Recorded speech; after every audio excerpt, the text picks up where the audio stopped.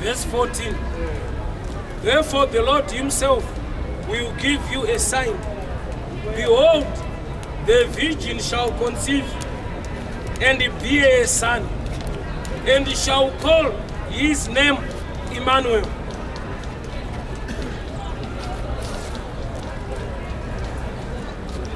Luke chapter 1 verse 34 note. And Mary said to the angel, how will this be since I'm a virgin?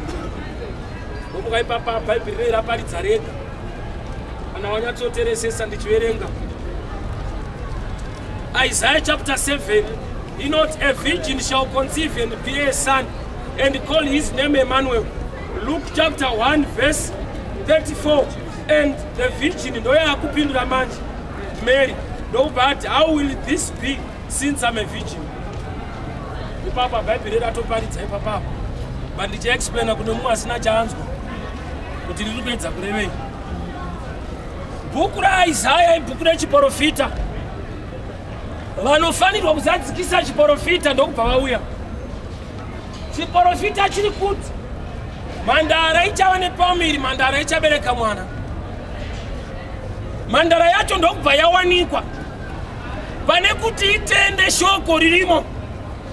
Ino create mvunzo wakapindurwa. Andichatsanangura. Nakuti ndakakura ndichipapfura unapo. Andaunge ndazviona sandaona izvozvo. Isaiah muprofita ari kuti mhandara ichane pamiri ichabereka mwana. Gabriel ndokubva auya kumhandara. Zikanzi ndimi maitaurwa munoita vana. Ndokubva abvunza mubvunzo wakapindurwa. Zvinogona sei kuti ndibereke ndiri mhandara? Bhuku raIsaya ratiro mhandara ichabereka, but mhandara yakubvunza kuti ndinobereka sei ndiri mhandara. Kureva kuti dzimwe nguva nhamo yedu ndeyekusatenda zvinotaura Mwari. Takanyanyotenda zviripo zvokuti zvaMwari zvikauya kunzi unogara musha unenge uchiti aiwa hazvigoneke. Gamba umwari hwacho kugona zvisingagoneke. Mhandara iyi dai yakanzwisisa kuti yandiri kuti ndinobereka sei ndiri mhandara, ndo yakatotaurwa kumashure naIsaya kuti kuchabereka mhandara. Saka zvekuti ndobereka sei ndiri mhandara hausi mubvunzo wemunhu ari right. Kureva kuti tine mibvunzo yatinoda kubvunza inongotaridza kuti hatisi right. Mhandara ichabereka, mhandara ndokubva yawanikwa. Zvikanzi ndimi kamairewa zvikati zvinogona sei ndiri mhandara. Iro rakatoti mhandara ndoichazviita zvokuti mhandara ikati zvinogona sei ndiri mhandara ilevel yekurasika yemhando yepamusoro. Mimwe mibvunzo yauinayo kuti ndingagarike sei ilevel hombe yenhamo, mhando hombe yekusaziva kuMwari. Kureva kuti mibvunzo yako inongoreva kuti hauzive Mwari, kwete kuti uri kuda kuzivisa Mwari. Mhandara ichabereka, mhandara ndokubva yawanikwa, ndokubva yaita mubvunzo kuti ndobereka sei ndiri mhandara. Zvakatonyorwa. Dauti yako haireve chinhu, zvakatonyorwa kunzi uku kuchatobereka mhandara. Zvekutoti mhandara ikati ndobereka sei ndiri mhandara hazvitadzise Mwari akataura. Varume ndiri kuparidza Mwari kuti kana ataura ndiye anenge ataura, ende zvaataura ndo zvinoitika kudarika mamiriro azvakaita uye nemafungiro atinoita. Kana ari Mwari waomirira kuti unzwe kutaura kwake, ndangoti ndikupe rimwe side rake, anowanzotaura zvausinganzwisisi. Mwari ukaona achitaura zvinopindirana nepfungwa dzako nemarongero ako, asi shoko rake imhando yepamusoro inoreflecta level yake. Saka iye achiti tenda kwete kuti nzwisisa.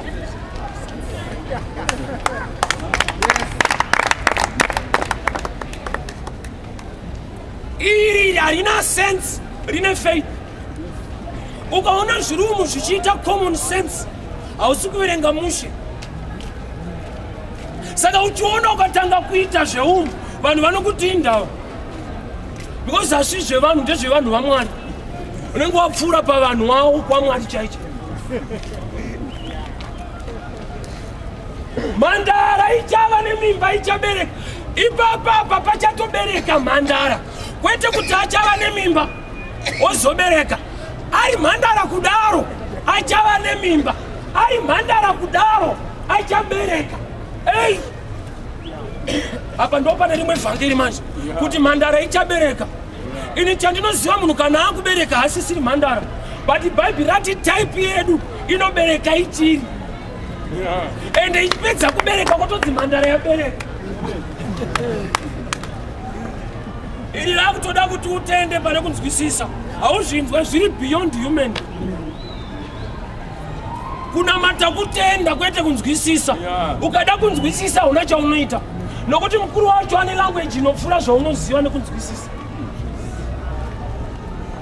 Saka Mary anodzoka mureasoning iri common and natural yekuti zvinogona sei ndiri mhandara zvikanzi naGabriel aiwaka achauya pauri ndiye anozvikwanisa kwete zvauri mweya mutsvene achauya pamusoro pako. Tsano yandiri kutaura kuti unogara mushe ukaitenda handi zvauri zvichaita kuti ugare mushe but wawatenda ndiye anokonzeresa. Zvinogona sei ndiri mhandara zvikanzi aiwa iwewe shuwa hazviite kune mukuru achauya anonzi mweya mutsvene. Kana iye auya pamusoro pako,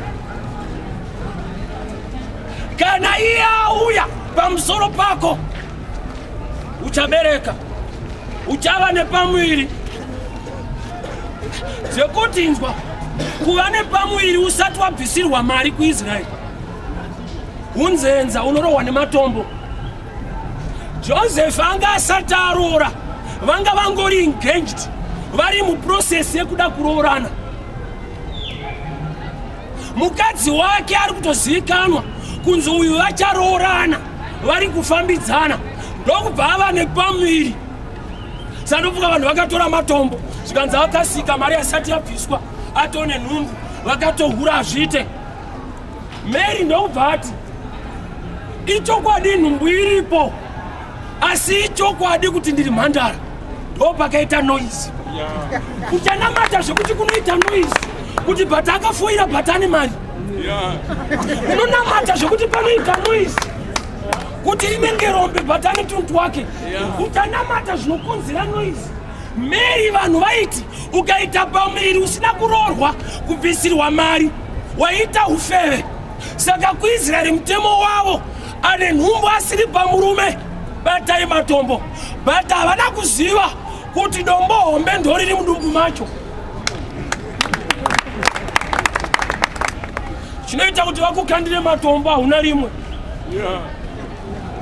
Mary anga akatakura the rock of ages, anga akatakura dombo rekudenga. No wonder iye Jesu ari muguva dombo raiva panze rakabvareka nokuti epanze haana pawa kudarika emukati. Saka vanhu vakava nematombo zvaka tinouraya munhu.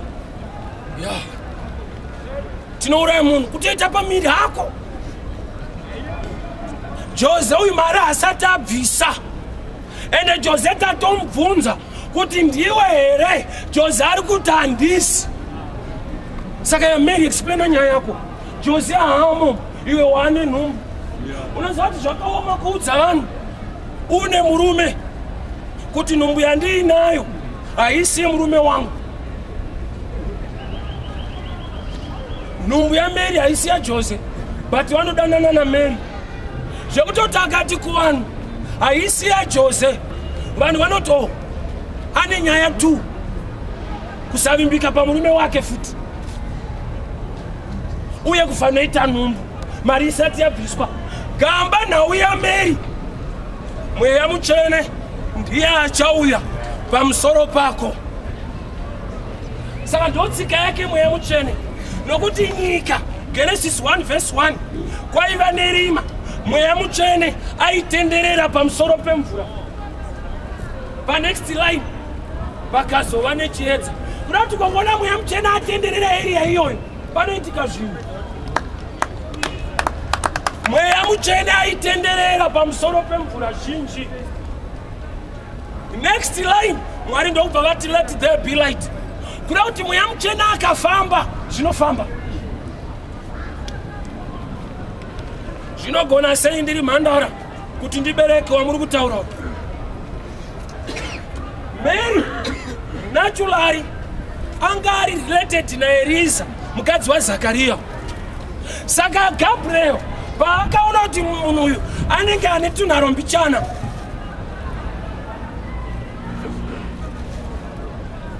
hama yako Eliza, cousin wako Eliza ainzi abereke.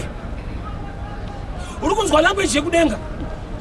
Gabriel hati hama yako Eliza isingabereke, anoti ainzi. Kuda kuti zvimwe zviri pauri ndi vanhu vari kukudaro. Mwari ambozviziva. Vanhu ndo vari kuti uri rombe.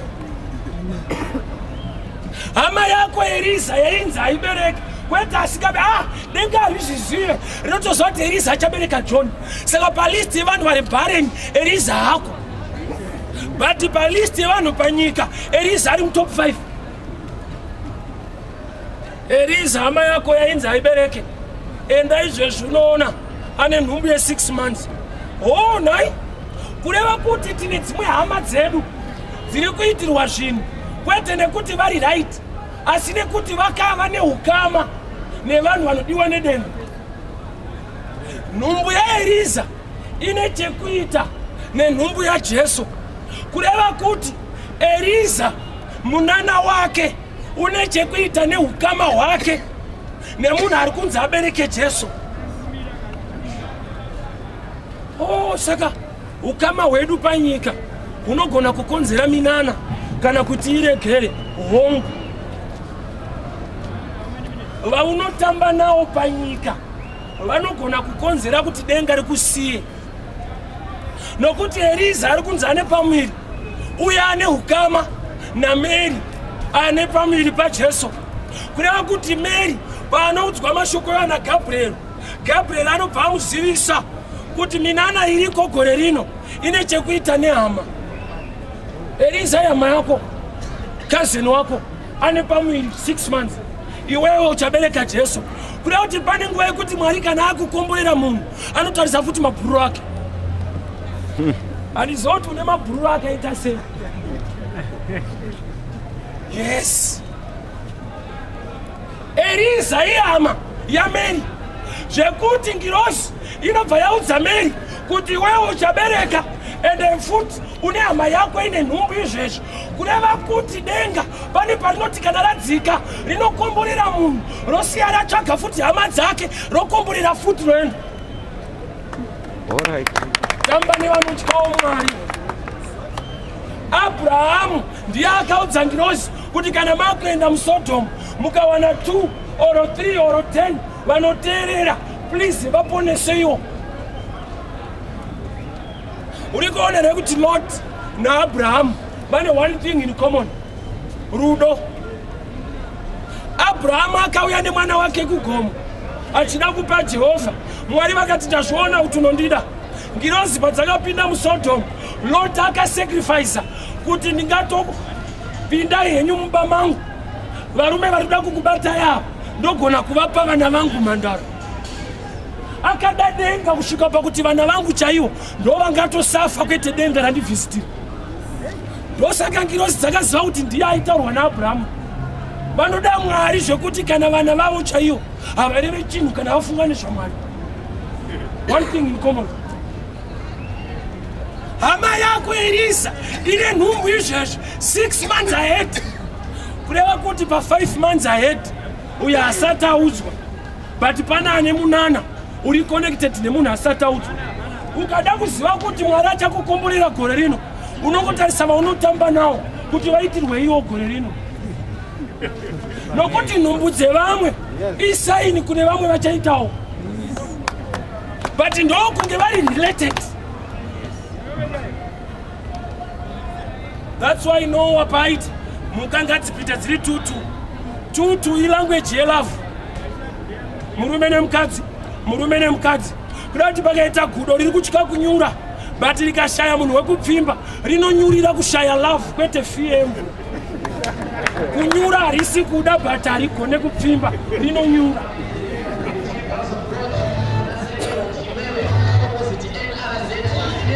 King kingdom ya Jehovah Mwari vanotaura language yatisinganzwe saka vachiti tenda kwete nzwisisa. Mandara ichava nemwana mera akati hazviizvi ndozvisingaite manje since ndaberekwa kusvika nhasi hakuna yakadaro. Ndomukangira zvidhopa yakaona kuti ndiri kuudza munhu revelation but munhu wacho haana kubvira aona scripture. Ndo zviri dangerous kuti ndinokupa deep revelation ende iwewe yeta usati watombokura mukunzwa bhaibheri racho ordinary. Zvekuti even nyaya yaJona chaiyo unotoinzwira papulpita usati waiverenga wega.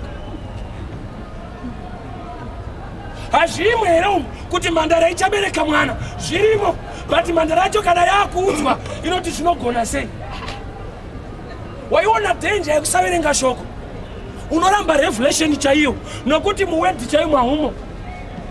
Varume hama nawe kunamata ise kuti mufundisi akuudze ndekuti upote uchinzwa Mwari nokuti munhu waunotemba kuti akuudze anogona kukuudza zvaasina kutumwa. Unoti kudii unomuvheta sei? Moses haana kuudza vanhu kuti rambai vakadzwa. Jesu auya akati pakutanga hazvina kudaro chabatanidzwa naJehovha hakuna anotenderwa kupatsanura but vanhu vanga vane macertificate ekurambana vapiwa nani naMose. Sei vakatenda Mose? Mose ndiye ega aikwira mugomo ivo vari pasi. Saka zvese zvaibva naMose akubva waifunguta ndezvekudenga gamba zvimwe zvazviri zvemudenga mugomo imomo.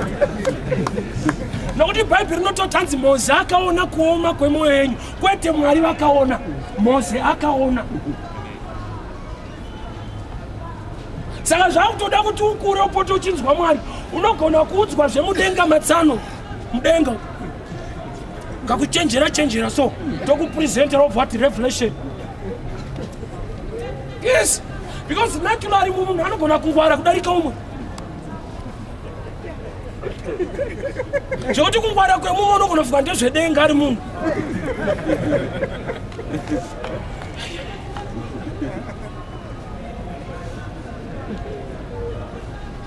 Elisa hama yako cousin wako ane 6 months ahead nepregnancy zvekutoti iwewe ndiwe uchabereka Jesu forana wake Johani achaberekwa naElisa.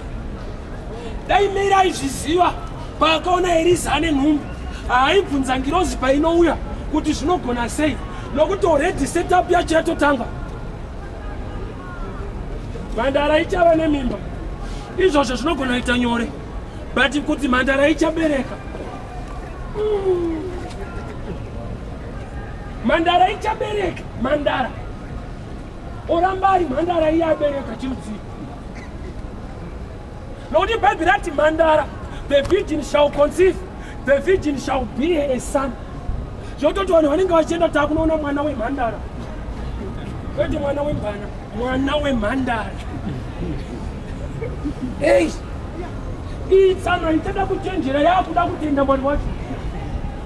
Chinonzi vhangeri information yekudenga inodzwa munhu ari panyika zvokuti kuti uinzwisise ndokunge wasiya mentality yenyika ugone kugamuchira zvedenga. Mwari vanotaura zviri beyond kuchenjera kwako nekuziva. Saka ivo vachiti pfungwa dzangu dzakakura kudarika mafungiro enyu zvokuti patinotoparidza rekudenga usatraye kunzwisisa, traya kutenda faith. Ukada nokuti inzwa uyai munamate urombe unopera Mwari vanokusimudzirai zvinhu zvinoita mushi wamuchecha mupi wemalonda munotofamba ndiro yekutora shoma yako zvokuti ukada kuzvibhalansisa so unotononga uri kunyura.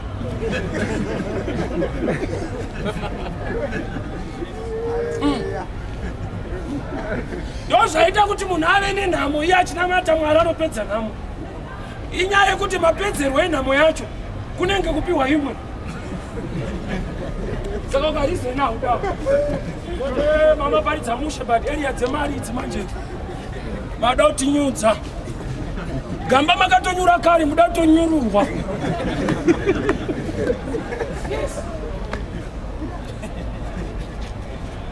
Zvinogona sei ndiri mhandara Naiwe Mary, mubvunzo wako unondiratidza kuti Bhaibheri uverenge. Isaiah ari kuti kudii? Ari kutotaura nezita remwana achaberekwa nemhandara. But kune mhandara iri kutodhauta kubereka. Iko kuna Isaiah kune mazita evana vacho. Zvauri kuti azviite, Mwari vatone zita remota yacho yachofamba nayo. Mhandara ichava nemimba, ichabereka mwana achanzi Emmanuel. Mhandara yasvikirwa zvikanzi zvinogona sei? Mary, you are too late kutone zita remwana wacho. Iwe uri kutoramba process. Mwari ane mazita evana vacho. Uri kuramba kuti zvako zvinoita. Mwari vatone picture yako nemba yako. Zvinogona sei? Handina hama dzinogona kundijega. Handisi kuparidza hama pano, ndiri kuparidza Mwari. Kana wainga ya Mwari ndozvati ndikuudza, anozviita. Ende Mwari hambotemba hama dzako. Mwari hasi kutombovimba natsano wako wari ku-UK. Kana Mwari akakutarisa, anongoti dai andinamata zvaita, hamboti dai anamata aonekwe natsano wake. Zvinogona sei? Ini ndiri mhandara. Ndo umwari. Umwari kugona zviri beyond vanhu. Munhu paanogumira Mwari wacho ndo paanotangira. Tsano yamakaudzwa nevanhu kunzi ukadai hauna kwaunoenda. Mwari anogona kubva auya ipapo oti pane kwatuda kuenda. Jona akaburitswa mubhoti. Ndo mode of transport yaizikanwa kunzi munhu pamvura anofamba nemubhoti.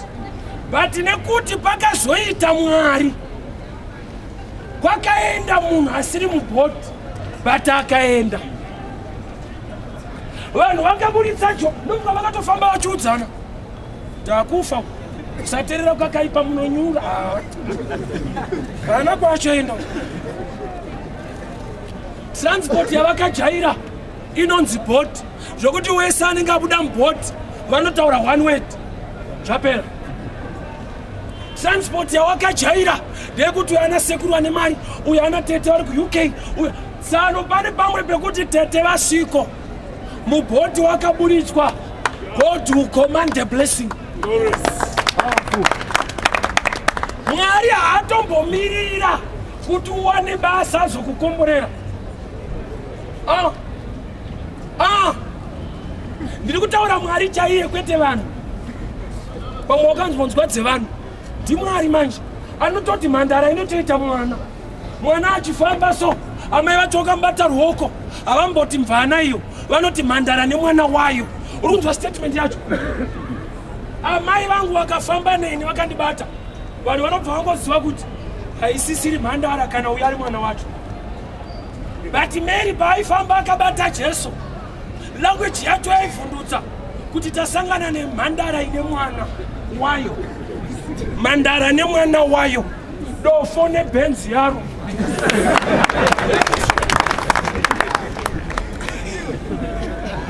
Ndo zvinoita Mwari iyeyu. Anoshamisa. Ndimwari wamasimba ose anogona. Chaari kuda chete kuti akuitire tenda. Nokuti uyu ari kunonoka kutenda uyu. Ari kunonoka. Nokuti Isaiah anotoziva zita remwana wacho. Kune vanhu vanoziva zvinoita Mwari zvauri kuramba iwe. Kune vanhu vanogona kukunongedzera kuti uri kuona ichi. Sana vana kufunda iva vakaitirwa favor naMwari. Uri kuti manje level yevamwe yanga itori worse zvikaita best, iwe utori better, but uri kudhauta kuti ungaite best.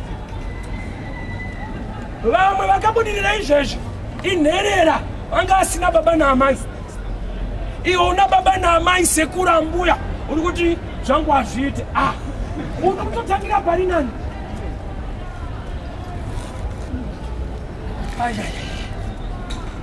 Po matavira asingaoni anga ane bendi.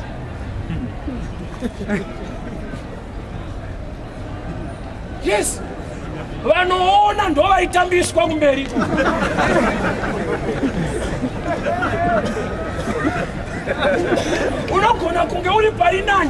but uchishandira vanga vatori western.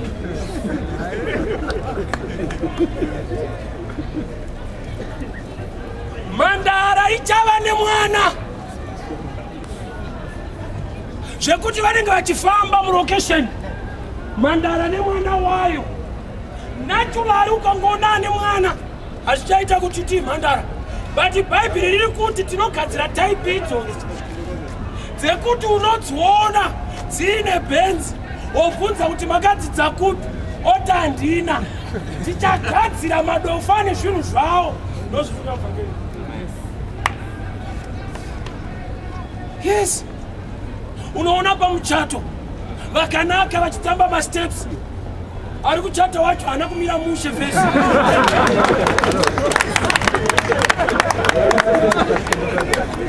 Ndozvariri kutaura kuditsana munoperekedzwa nevakanaka gore rino. Kana Mwari afunga nezvako unoita mwana uri mhandara, zvekuti naJose wacho anotovhundukawo.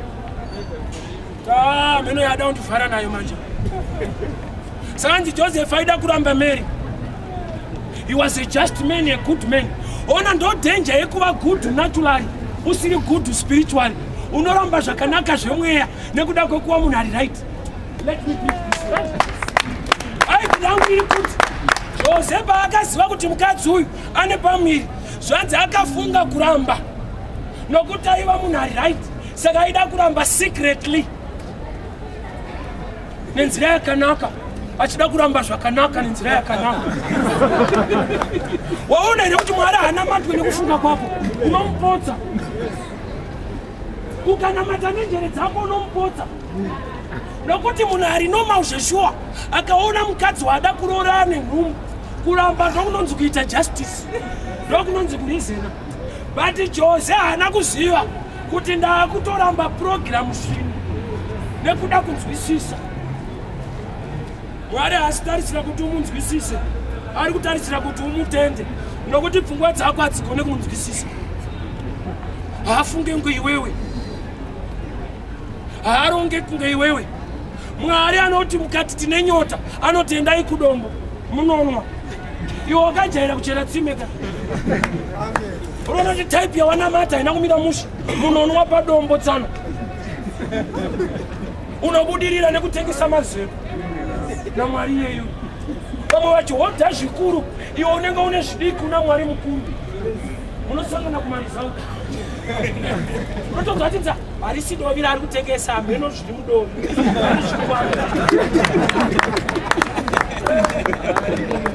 Yes. Varume ndanzi ndiunze mhandara iri pano kuti uchafamba nemwana wako ukamubata so.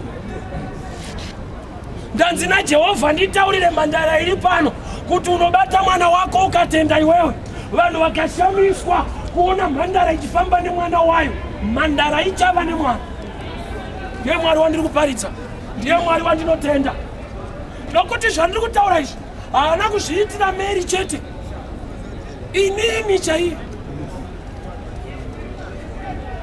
Foira singaite Olive. Vandakafunda nawo akabheja kuti type yenyu kuuniversity aisvike. Ndasangana nemurume anonzi Jesu vekuuniversity ndo vakauya pano vakapaka vateerera shoko vakati, baba tinokumbira muye kuzoticha wisdom yamaticha ikwedu, kureva kuti uko ndokwako afulaya kuno.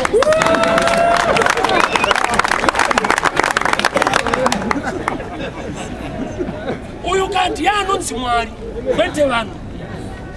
Hakuna munhu aigona kundirongera kuti handu, nokuti tiri mad2 ma-E haparongeri. Anomuritya basa anorongera type iyo. Saka vanhu vanotya kurwiswa havandirongere. But vakasandirongera, mweya mutsvene achauya pamusoro pako, uchava nemwana.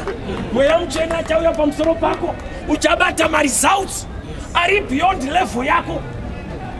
Varume ndiri kuparidza Mwari anoshamisa. Chaari kubuda kwauri kutenda kwako kuti akusurprise. Mwari anoshamisa nyangwe munhu waaitira. Pamunenge muchishamisika nezvaandiitira, nditori kusaidi kwenyu, neno ndinotoshamisika kuti ndachiparidzisa dofo. anosurprise nyangwe munhu wacho ari kuitira. Saka uchiona azviita kuti ndigone kuposta ndichiri mushoko kuti ndini munhu achiti man of God nditi inini kuti mune shuwa here mamuna papi mwari anoshamisa. Mwari anoshamisa, anotaura language inoda kutendwa dhani kunzwisiswa, nokuti language yake kana akaedza kudzikisa kure. Mwari kana akatoedza kudzikisa mutauro unenge uchiri kure newe. Tarisa maitiro ake. Jesu achiuya panyika akaita munhu 33 years achifamba panyika. Iwewo kanzimboita svosve 3 minutes haubvume unongoti kondikatsira. But Mwari kwakuita munhu osa kunaka kwakaita Mwari dai waikuziva manakiro aakaita ekuti neumwari hwake pane paakada kufanana newe, obva ada kugara newe, obva atotora senemu yako son of David, iye ari God, obva ambopiwa birth certificate nezita rako iwewe. Uda kuti akudewo zvakadii Mwari? Saka David achibvunza kuti nai Mwari munhu chii? Because love yamuinayo nemunhu osa kune munhu asingaunderstand kuti anodiwa naMwari. Chii chinogona kusakuda ndikuparidza Mwari? Iwe unokonfyuza Mwari nechechi kana? Mwari anondida kupa vandiri undiona muchechi ndati Mwari kwete chechi. Yes, Mwari akaenda nyika nekudaro akapa mwanakomana wake Jesu kuti ani nani iopen check iyoyo, ani nani hasi mafigures, ani nani zvekuti ukanzwana chiti vanhu vakatokwana vanopinda uko kuda kuti John 3:16 iri wrong. Aifanirwa kuti Mwari akapa nyika mwanakomana wake kuitira kuti 144 vapinde. Hafanirwa kana achinyora bhaibheri rake. Saka ani nani open check. Zvototi kuenda kugehena kuchaita munhu haisi pfungwa yaMwari, ipfungwa yemunhu wacho. Munhu atadza Jesu akauya zvikanzi ani nani anenge atenda denga. Kuda kuti kusapinda denga kusatenda muna Jesu, kwete kuti uri wegehena, kwete. Mwari rudo. Mwari haatombofari nerufu rwemutadzi. Anorwadziwa kuti mwana wangu shuwa here kunotsva. Mwari rudo. Anotarisira kuti uite sarudzo mune mwanakomana wake Jesu. Saka Mary anonzi ataurwa naye tunoita mwana Jose hapo, Mary ndiye audzwa. Saka Mary anobva ati inini handakunge ndaziva murume. Shoko ramataura remwana vazhinji vane vana, that's why ndichitodanana naJose toda kutoita wedu. Saka vamwe vanhu vakatora vhesi nengo yekuti Mary aidhauta saka vakati hatina kuziva murume. But nyatsotarisisa Mary atone murume, kureva kuti mubvunzo wake anoda kuziva kuti mwana wacho anoita nani, nokuti ane munhu waanogona kuita naye. Saka vachitodanana vari kuda mwana. Saka ukasabvunza Mwari unoita business risiriyo, iwe waprofitwa kuti uchabudirira nebusiness. Unofanirwa kubvunza kuti ripi, nokuti ndine rimwe randiri kutoita izvezvi. Mary naJose vaigona kuita vana. Saka ngirozi painoti unoita mwana, Mary paanoti handina kuziva murume atogona kutaura izvozvo, nokuti nyaya yake haidi murume. Zvekuti akangotenda kuti shuwa tinoita, anosara achiita naJose. Denga rikazovhunduka rakuya naJesu toona munhu arikutopusha. Akaparidzirwa akaita zvinhu asina knowledge chop chop. Munosvika Mary akupusha. Zvekuti mukada kumunetsa anoti makadaro wani. kuti ndichaita mwana.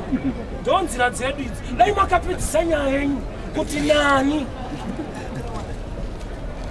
Ndauya kuzotaura kuti it's not by might or by power, but by the Spirit of God. Hazvisi kuzoitwa nevanhu. Mwari ari musizini yekukutira ari iye mbune. Kingdom yaJehovha, Mwari pachake ndiye arikuda kukuitira mukore uno.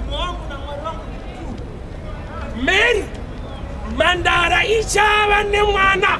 Saka uri kuona kuti Isaiah manyorero ake munhu ane faith yepamusoro kudarika Mary wacho muridzi weprogram. Osandinogona kuita faith yekuti zvako zvinoita, but iwewe wacho usina. Isaiah arikutoziva zita remwana Emmanuel, and arikutoziva type yemwana mukomana, a son achanzi Emmanuel. Zvekuti Mary paari kunzi uchane mwana haana idea yetype yemwana, but ukuti naIsaiah ari kuti a son ndiye achanzi Emmanuel. Sadenga ndokubva raona kuti level yepfungwa dzemunhu hadzisi palevel yedenga. Saka ndakumuparidzira message yepasi. Endai kugomo reJudhea munoona Eliza. Pane kuti ngirozi imudza kuti Mwari ndiye akasika denga nenyika, zvinhu zviri kumusoro zvinoshamisa. Vakatoona kuti hanzwe. Veda kutotaura zvekugomo reJudhea chaizvo. Yes. Haone Jesu paaiparidza aitaura nyaya yemakwai, nyaya yefishi.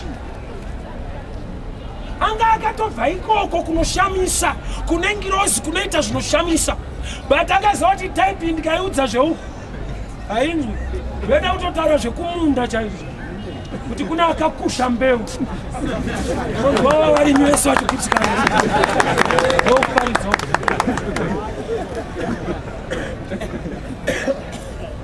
Kudoka kuti riterere message yako, taura nyaya yechibage mukati.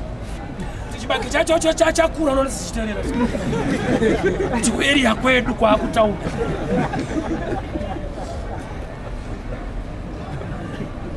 Enda kugomo reJudhea, unoona Eliza hama yako. Ndauya kuzoparidza Mwari wekuti kana akurangarira nehama dzako dzinoita mushi. Pane ukamaka hwekubereka. Zvichaberekwa newe, zvichaita kuti nehama dzako dzigone kuberekawo zvimwe. Nokuti Mary akabereka Jesu, Eliza anotofanirwa kubereka Johani, nokuti vaviri vari musame program. Mwari vari kuti project yandada kukupa iwewe, muzukuru wako anofanirwa kunge ane mari yofuti yekuzobeka project iyoyi. Nokuti pfungwa yandaisa mauri inoda financial backup, but kune munhu anofanirwa kuita mari waunotamba naye kuti musanganise idea yenyu zvibatike. Mary naEliza macousins, wavari ari kuberekwa naMary, forerunner wake ndiye aberekwa naEliza. Kuti Mwari vane tsika yekuti vakada kukomborera iwewe vanotarisa panext door, mururu wako ari close kuti ndingamuitirewo chinhu. Saka gona kukamborera mukomana unongosanganisirwa muzvinhu. Yes. That's why Bartimaeus paakadzwa kuti Jesu ari kupfuura, ndokubva abvunza vanhu chii chiri kuitika zvikanzi Jesu weNazareta ari kupfuura. That message ndo yakabatsira Bartimaeus, yakamubatsira chirudzii. Pane zvaakaziva pavakadaro kuti Jesu ari kupfuura weNazareta. Bartimaeus ari kuda Jesu, but anoparidzirwa Jesu anopfuura.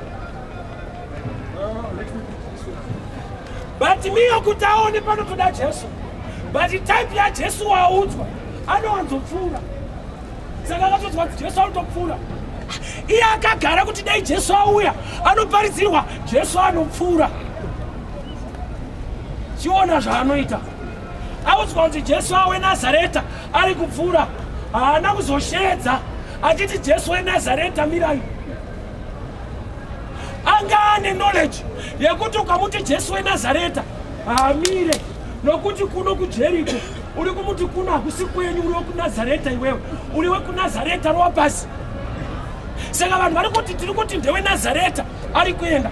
Saka Bartimaeus chakaita kuti ataure zvinomisa Jesu akachinja mashedzero akati mwanakomana waDhavhidhi. Zita irori rinoreva kuti ndimambo. Saka ari kunzi muri mambo vanotonga kwese, even kuno ndekwenyu. Ndosaka Jesu akamira kuti anotaura zvinomisa Mwari.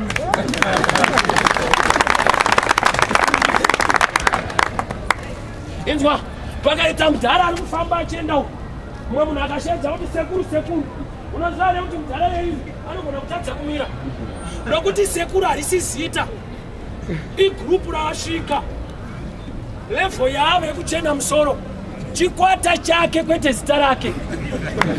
Saka hamiswe nezita rechikwata, anomiswa nerake. Ukangoti sekuru hacheuke, but ukazoti museyamwa. Nokuti asati acheuka, ukangoti museyamwa, anobva aziva kuti ari kutidana, tinozivana. Iye asati acheuka, anoziva kuti mazita aya haataurwe nevanhu vekuHarare. Uyu ndofunga akatobvawo zaka uyu. Maziviro aunoita Mwari anoreflecta muna Mwari kuti uyu mwana wangu haataurwe ngemutorwa. Ane mazita anoziva: Jehovha Jaire, Jehovha Nisi, Jehovha Shama. Mwari anobva ati wandifungisa pandakapa Abhuramu. Watani? Jehovha Jaire.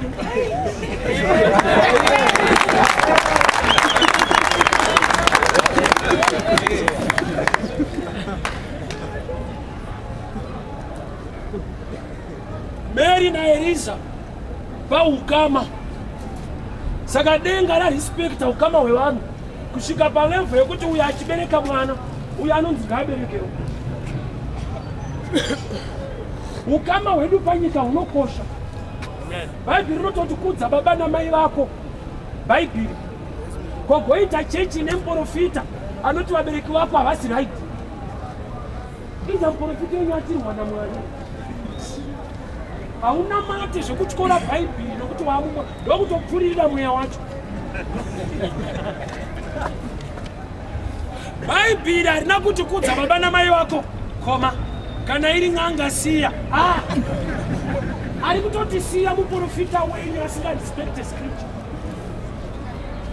Mwari anonamatwa mumweya nemuzvokwadi. Mukangonamata mumweya chete munokuwara. Munogona kutora mweya usiriwo. Amen. Yes. The truth is shoko. Saka Mary, Eliza ndi cousin wake, zvekuti Gabriel paanouya kuti iwe unobereka, anoti kana zvanetsa kunzwisisa, enda kuhama yako unobvunza kuti mune mamanzi mangani. Hama yako yainzi haibereke, kwete hama yako isikabereke, yainzi haibereke. Kuda kuti denga riri kuburitsa pachena kuti vamwe vanhu vasina vana vanogona kuita vana, but nyika ndo yakati havabereke. Eliza ainzi haabereke, kwete asikabereke, ainzi nevanhu. Maziviro aunoitwa naMwari handiwo maziviro auri kuzviita iwewe. That's why Peter paakati kuna Jesu ndimi Mesaya, Peter ndo paakatoziviswa naJesu kuti iwewe ndiwani. Nokuti pane pamwe pekuti auzive kuti ndiwani, kusvika waziva kuti Mwari ndiani, Mwari wacho okuzivisa kuti kana taakuzivana iwewe ndaakukuzivisawo zvauri. Let me explain this mystery. It's true. Jesu anoti upon this revelation, upon this rock I'll build my church. Haana kureva Peter, that's true. But let me explain nyaya iri apa yakavanzika. Peter zvinoreva futi kuti dombo. Jesu ari kuti upon this rock I will build my church. But haasi kureva Peter, ari kureva zvataurwa naPeter. But Peter futi kazvinoreva dombo, kureva kuti Jesu ari kuti revelation yawawana idombo. But kana wawana revelation inenge dombo, iwewe futi utori dombo. Nokuti Peter zvinoreva dombo, revelation yawataura is a rock, and you are part of that rock. Nokuti you can't grab that rock kana usiri pa rock system. Zvakuti maziviro aunoita Mwari Nokusimuka vanoziva mwari wavo. Daniel 11:32. Vachava nesimba. Great empowerment iri knowledge. Oh, let me preach this way. Sano muri dombo kana maakuziva zvedombo rinonzi Jesu munoitawo dombo. Peter zvichireva dombo revelation yaataura ndo dombo richavakirwa chechi. Kureva kuti Peter kana achiziva revelation yedombo iye haasi haapfave anotosimbawo. Maziviro unoita mwari ndo empowerment yako. Kingdom yakamira kudai so. Taitaura nezuro kuti vhangeri rikaparidzwa rinokupa mufaro nokuti good news. But kuti uchirarama life ine mufaro ndokunge wakuita iro rakupa mufaro wacho iroro vhangeri.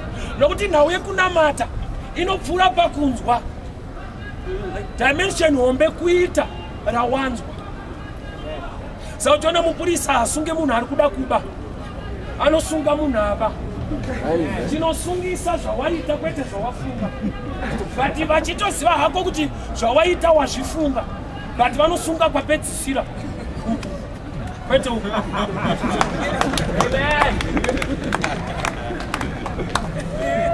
Yes. Mandara. Ichava nemwana. Mwana chance Emmanuel. Ini papa nditira isi bakanzi mandara ichava nemimba. But anyway, mweya muchena akauya shuwa mandara noita mimba. But bekuzoti mandara ichabereka. Kuti vanhu vachatouya vachiona mwana wemhandara. Mandara ikava nemimba, it's okay. Hapana ma complications akanyanya. Mweya muchena auya. But wozoenda kuleba wobereka. Onzi mandara yabereka. Ananya mukuta wacho handizoti kunoya vanga. That's why paakatobereka kunanya mukuta akawe. Baba na Jose akangomira so. Hapana nyamukuta. Bari kubereka mandara. Nyamukuta akangomyedza kuti mandara ibereke. Anoriska basa. Kuti maireka achiuya kuleba. Ari mandara munoda basa ine. Samunyana nyamukuta akati hatigone mandara. Anofa mwana hatizigona tikuya mtuzi. But akabereka. Regani kuti program ya uchabereka, business project proposal ya uchabereka. Haidi vanhu vanokujeka. Ndimwari ada kuti uibate.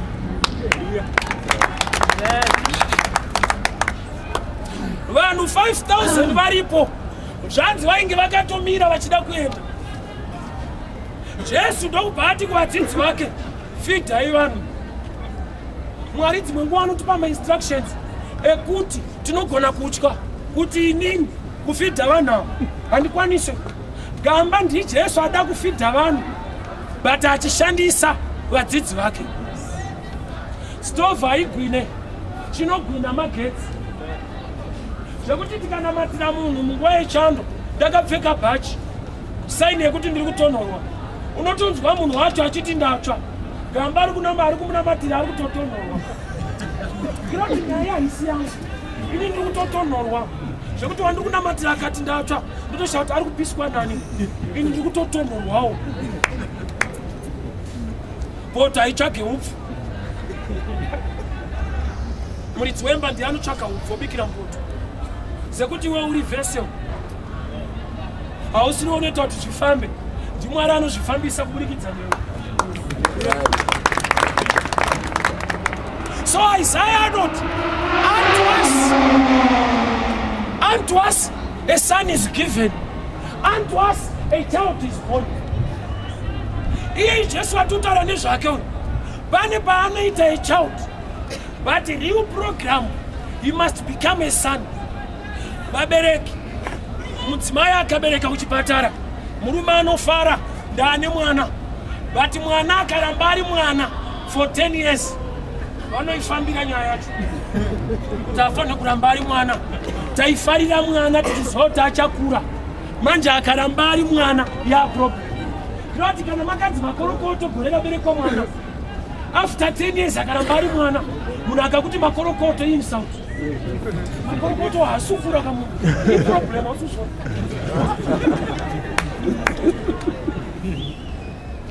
Kurati vese vari kubereka vana.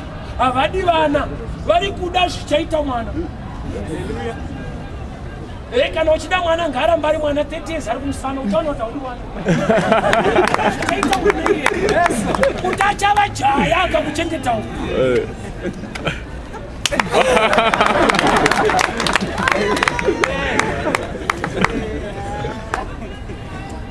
And to us, a child is kureva kuti Mary haana kutipa Jesu. Mwari ndo akatipa Jesu. Saka Mary akabereka fungwa ya Mwari panyika. Ndoba unoti Bible kuna Genesis 3:15. Mwari vachitaura strategy yoyi vanotaura vachiti izvo. The seed of a woman who crushed the head of a serpent. Yati woman kurati open check any woman anogona kushandiswa naMwari akabereka this seed Jesu. But it has oya ku New Testament haiti woman virgin. Urikona gap yekuti from woman to virgin panenge padhuze parefu. Nokuti ukangodzamara wa woman hauite virgin.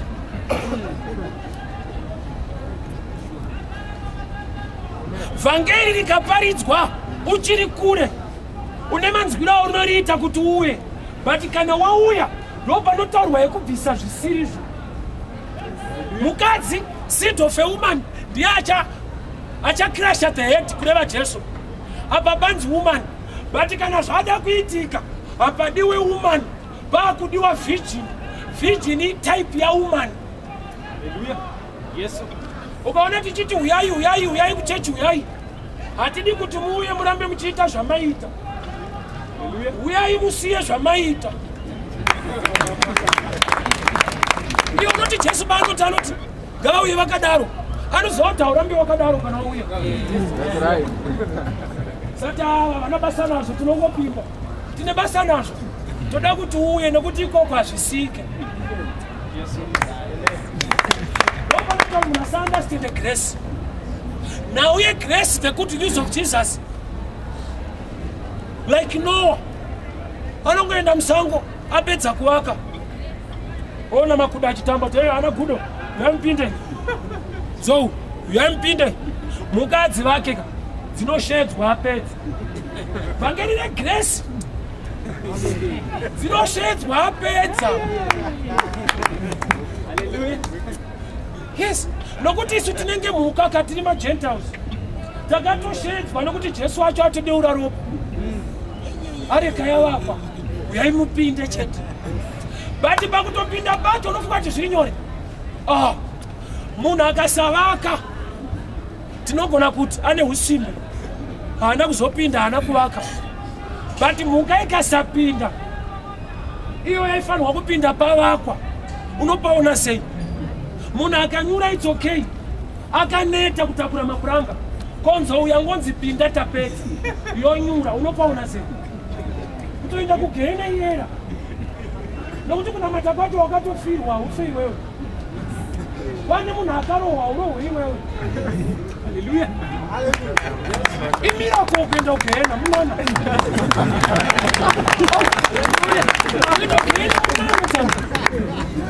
Kuti kungotenda chete kuti akatotata. Kunzi anganzi atsanye zvayo. Kunzi tenda. Kutenda chete. Hamuna asukwanisa. Secret ndei. Noah paanoti kumuka uyai mupinde. Dzinouya dzichimhanya. Nokuti windi parengi. Ndiani kachikoti kuwadzana. Haataure bus fare. Anotaura destination. Mamo wemukati hati kuwadzana. Nokuti pamatopinda mapinda neinformation yepanzi kuwadzana. Wemukati anochinja manje. Oti tupa dora. Hallelujah. Sakura kuti Noah akati muka uyampinde. Imessage yekuuya. Yekupinda dzapa do. Tutu. tutu kubatanizana ka tuba tora tutu umene mukadzi zvekuti pakaita kudora uya rega nekutyika mvura rava richimhanya kuti tinganyure rinozonyurira yekuti harina kupfimba. Tsano manje mapindiro emukati umu itutu hamupindwe nefiye munopindwa nelafu.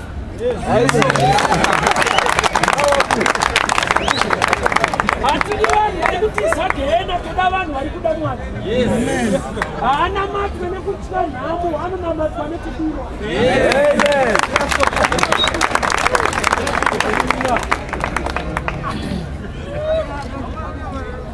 You need to love him.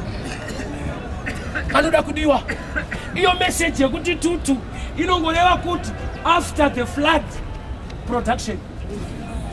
Saka uchiona hatina kubva kunyika kuti tingopinda chechi, takabva kunyika kuti tikunde nyika. Izvi handina kubva kunyika kuti ndizozorora kuchechi, ndakabva kunyika kuti ndishandire Mwari ndikunde nyika. Indaifukidzira kuti kwaya kuna Jesu wauya kuzozorora nokuti ndo maparitiro atakaita. Vaiverenga Matthew 11:28 vanga vasingaverenge Matthew 11:29. Noti mavhangeri aizvifambisa sei? Uyai makaneta makaremerwa, uyai ndinokupai zororo. Matthew 11:28. Verenga 29 unzwe. Takurai joki rangu.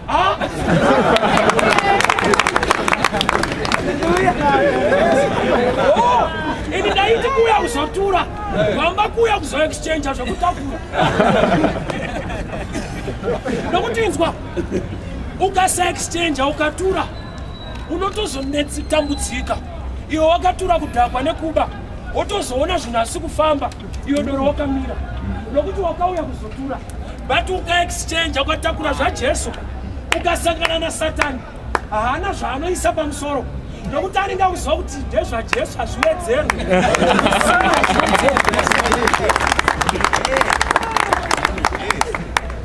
Zvekutoti nhamo yako inyaya yekuti haudi kutakura, wakauya kuzozorora, haudi kuita zvinotaura Mwari, ndiwo uri kutotaura kuti Mwari aite. Saka utori Mwari wofuti. Zvoti paunoti baba zviratidzei munoshamisa, iwo unenge vachatokukwenya kuti newe unoshamisa zvandotaura.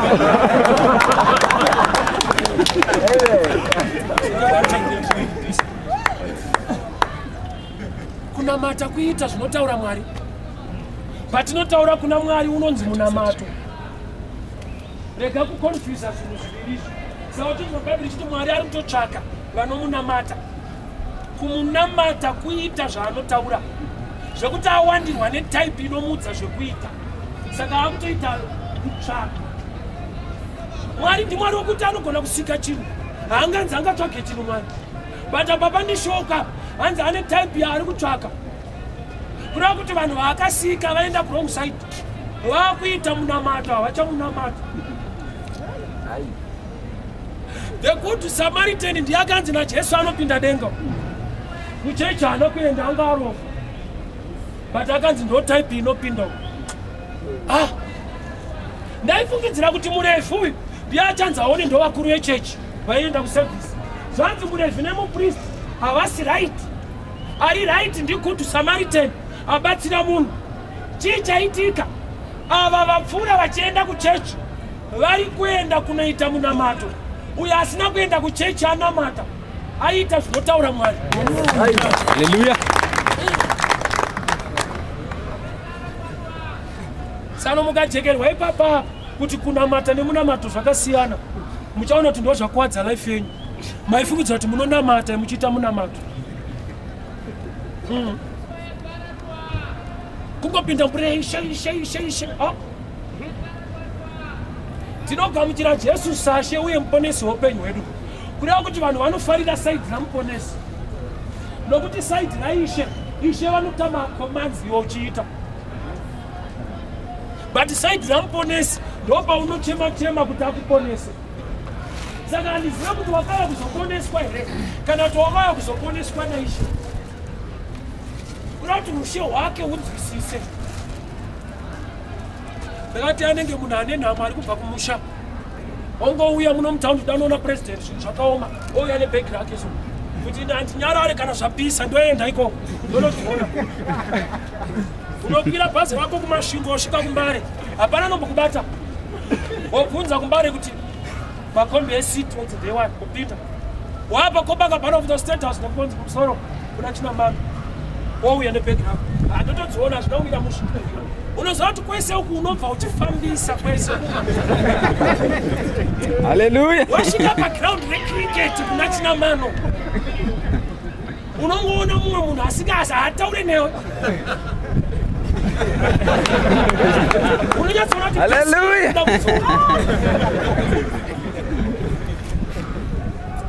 karunyararo kariko kanongokudza kuti unenge uri wrong iwewe kurari mukati marudai runyararo chete nokuti kusaiti even anopenga hapengeri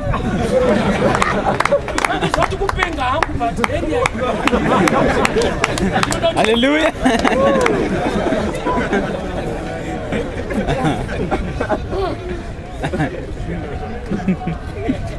varume mwari ndimwari mwari ndimambo kana ukatapura sei aprocha mwari samwari kwete kumuona seshamwari yako you need the principles how to approach a king tinomugamuchira sashe uye muponesi kuda kuti nyangwe achitiponesa ndishefu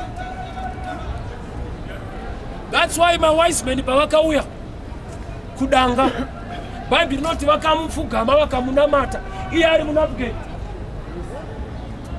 vakatoziva kuti inapukeni harobert mundaro mwari vanowanzokundira saka utoona univapotsa unoda kuti patyise kuti mwari auya John chapter 6 vanhu vaguta chingwa chemiracle zvanzi vaida kumubata kuti vamuite mambo gamba iye akatoberekwa ari mambo mawise men vaitsvaka mambo aberekwa but kune vakaguta chingwa vakati toda kumugadza saka uchiona unoda kumuremekedza kana zvaita unoda kuita mwari wekupa ruremekedzo kana wapromotwa kana waroorwa gamba usati waroorwa anotofanirwa kuremekedza unenge waane wisdom saka vachinzi mawise men they had to bow pamwana nokuti vaiziva the right picture no wonder Faro vamwe vana vese aiuraya achidambura musoro munhu mukuru kana achida kuuraya mwana haafanirwi kutsvaga pemba sei Faro achidambura vana ane zvaari kuziva kuti kuti vana umu mune mashefu arimo muna shefu awanda mumwana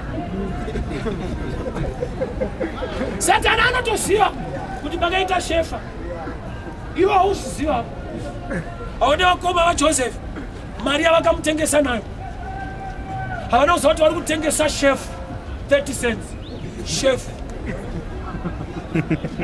Hallelujah. vanhu vasingazive destiny yako vanokuchipisa still havakuzive dai vaikuziva kuti ndiwe uchapedza nzara dai vaiziva kuti ndiwe unenge uri second kuna Faro dai vaizviziva vaikuidza mutengo Yesu. kuti muri kumuda nemari mukomana unoziva here kuti achaitei pambera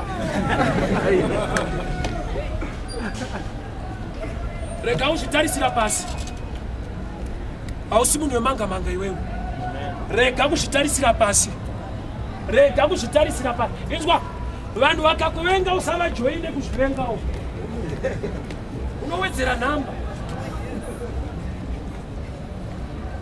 hausi supporter utori player you must score goals and win mulife yako yes munhu anotomukira kuground na9 bora richitambwa na3 ivo vanotoziva kuti kune